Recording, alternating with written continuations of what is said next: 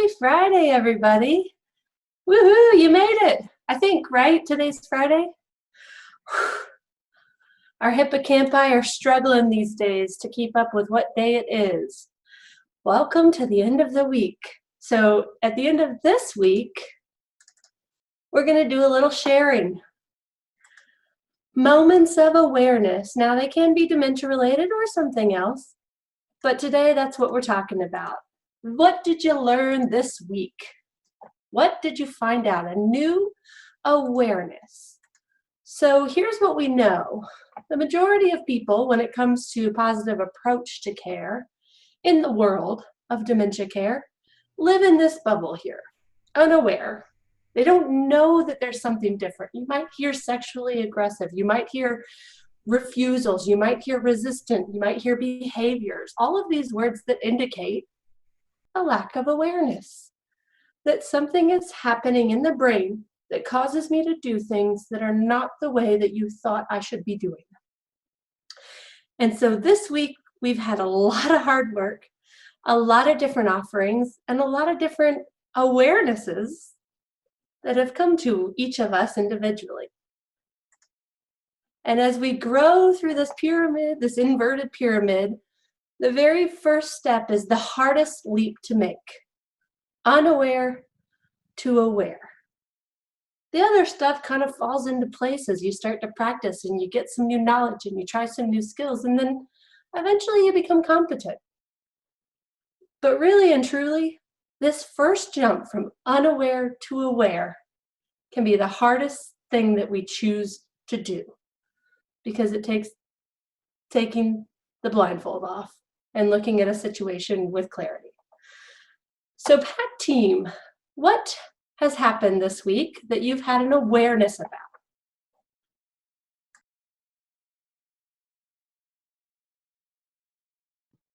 So one of the things that I've had an awareness about is that no matter how many times I really truly, and even in Sapphire states, I still can't get away from who I am as a person, even when I'm trying to be something for somebody else.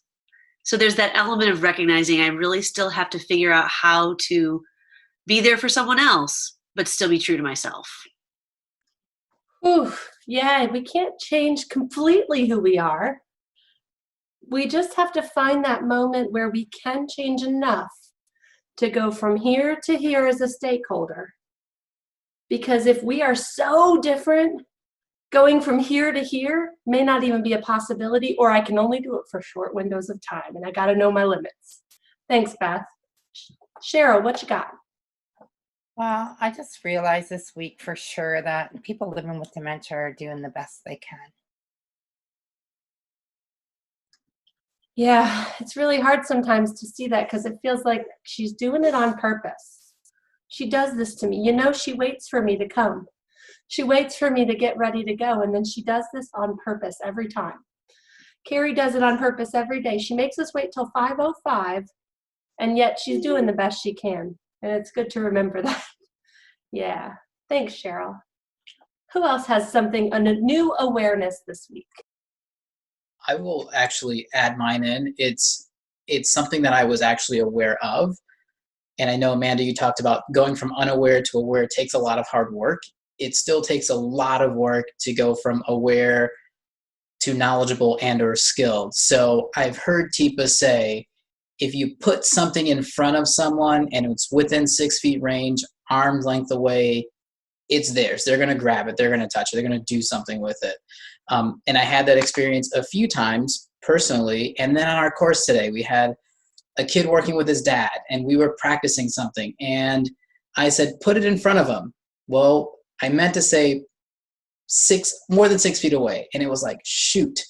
So we all had an aha moment. But the idea of, if I'm going to work with someone, whether it's a kid or maybe a person with dementia, or maybe just someone who's had a rough day and they're in a different gem state, if I don't want them to grab it, I need to make sure that it's with outside of that 6 foot range, so that it actually happens the way I was working it out in my head. Yeah, you'll never find a more literal support on what you say and does it match what you mean than kids who are just trying to help out a parent on one of our courses. So Yep, we say things a lot. We try to give a lot of indication of what to do. And if we're not really clear and specific, words matter if we're expecting them to be used to do something different. So yeah, woo, really thinking about the words you're using. Anybody else have one? I have one. Oh, I'm sorry, Rebecca. Go ahead. I was just thinking about our own gem states and how we can find ourselves in varying gem states, and that relationship between that Teepa always teaches us about, that amygdala when it goes up and that prefrontal cortex going away. And I just had that experience today. And so thinking about not only for myself, but those living with dementia and their care partners, and just how important it is that we can try to keep that down so that we can think through things and respond versus react. Yeah, so realizing that none of us are perfect and none of us have a brain that's fully functional all of the time. No matter the situation, we're always able to do something different. Not really. And being aware when my brain isn't doing the thing that I think it should be able to do, how do I take a time out, give myself a deep breath so that I can do something that I thought I was going to be able to do? And how do I help someone who's living with dementia have that pause moment without it feeling like I can't believe you didn't do that thing? Cool. Thanks, Rebecca. Christy, what you got? I was going to say that I am very aware how blissfully unaware I am, but I have really learned to take that pause. So when I'm running into that situation and I'm just not sure, I'm able to pause and go, wait, wonder if there's something else. So I tell you, that was pretty good for me this week. So I know it's good to just always remember to take that breath and look at a situation in several ways. Yeah, it's asking a lot of your brain to be comfortable in the discomfort of not knowing something.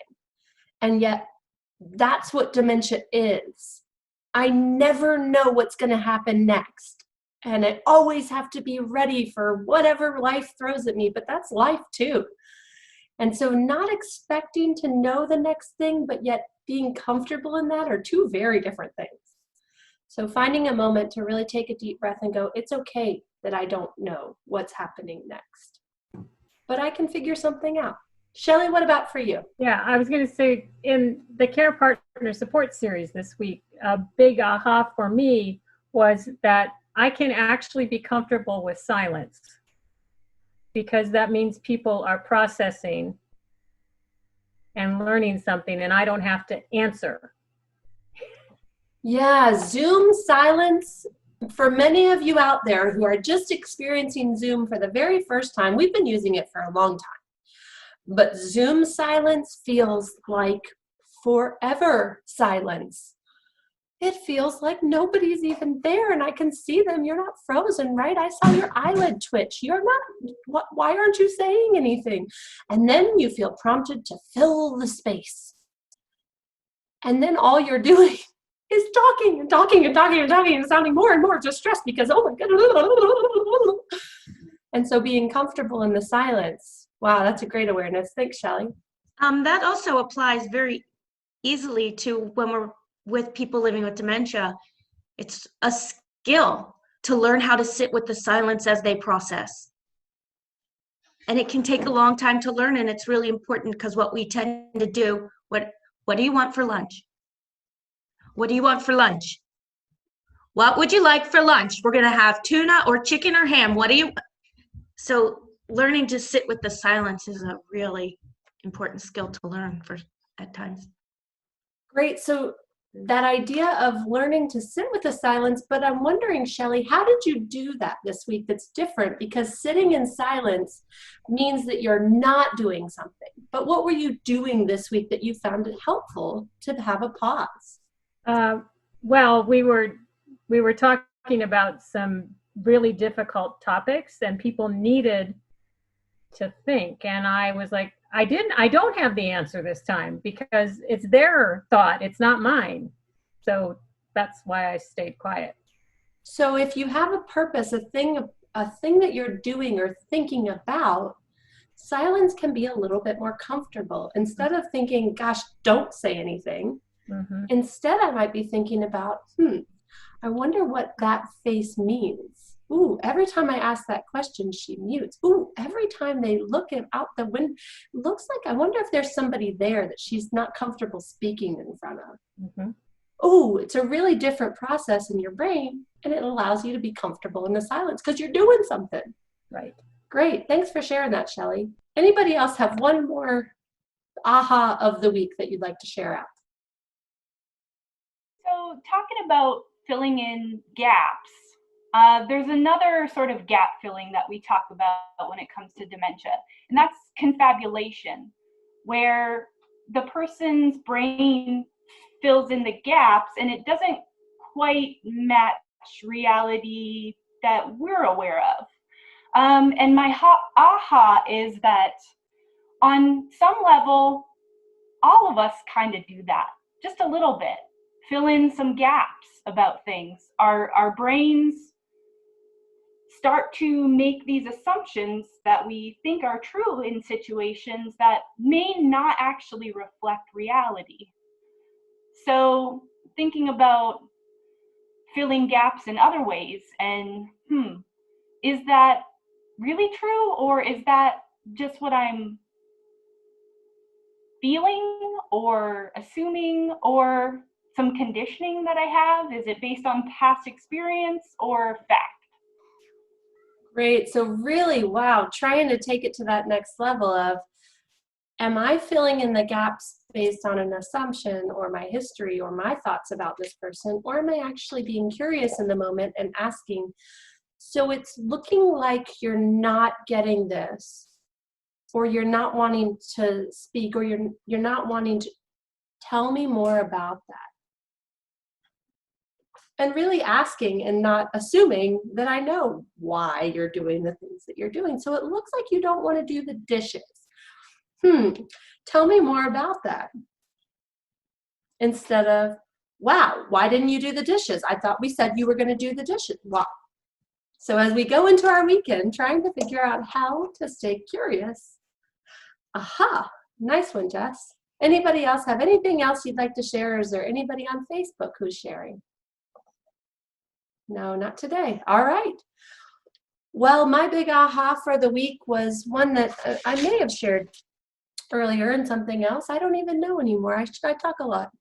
But what I found out this week is something that kind of like Alejandra, I kind of already knew it, but it got solidified this week. So we often, as people who use a lot of words, we often control our emotions through communication. And I thought, yeah, that makes sense. So that was something Tifa said on one of those skill sessions. We control our emotions through communication. What happens when our communication line gets cut? The only thing that I have left to show is my emotion. And so what looks like an outburst of emotion is actually just a lack of the communication to tell you, whoa, that was really not what I expected, huh? So I thought that was, for me, that was a cool aha. When communication is taken away, emotions come out and it's almost in distress, always. So, all right, anybody else have anything else you'd like to share? I thought I would show. I'd like to share that baby is really cute. I know, he is, and he's super naughty. He wanted to come and say hi. He went and got his snacks and came back. So he's here for the long haul. And he will express his distress because his communication is fairly limited, and it will get loud if I put him down. So there you go. But today I wanted to show you guys, in case you are someone who doesn't know our site super well, you might not know that we actually have this idea, this unawareness to awareness, knowledge and skill and competence on some posters. And I thought this was a really great poster. It kind of gets that idea out there that, hey, there's another way to say that. And it doesn't have to be a big conversation, but I can show it to you and talk it through if there's something that you're doing or saying that's showing, man, there's just not an awareness here. So don't forget, we have 2-hour sessions with Teepa and the team. We've got free 30-minute consults, and we are asking for you to share your stories. What did you try that made a difference? What's your new awareness? Put it in our Facebook feed, and we will talk about it. We'll look at some, if there's stuff you want us to talk about next week, let me know. We're pretty flexible here at PAC. So thanks everybody for joining, and have a great rest of your week/weekend. So bye everybody. Hey folks, thanks for watching. Please like and subscribe to help us spread Teepa's positive approach message around the world. And don't forget to click the bell to get notified when new videos are posted.